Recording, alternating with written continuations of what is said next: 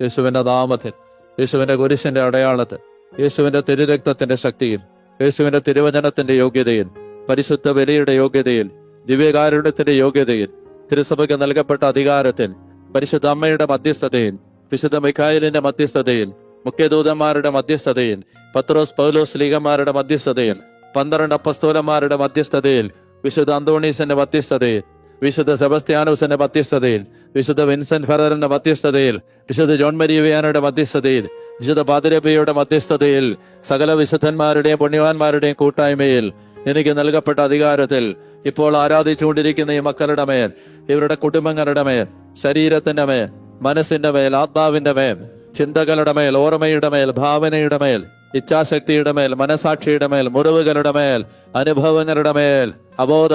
ഉപബോധ മനസ്സുകളുടെ മേൽ കർത്താവായ യേശുവേ, കാലാകാലങ്ങളായി ആധിപത്യം ഉറപ്പിച്ചിരിക്കുന്ന അന്ധകാരങ്ങളെ യേശുവിന്റെ കാൽച്ചുവട്ടിലേക്ക് ബന്ധിക്കുന്നു.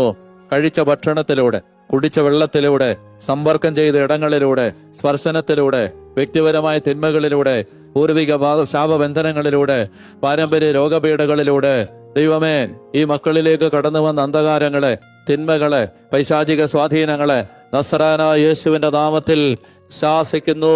ബന്ധിക്കുന്നു. യേശുവിന്റെ കാൽച്ചുവട്ടിലേക്ക് ബന്ധിച്ച് ബഹിഷ്കരിക്കുന്നു.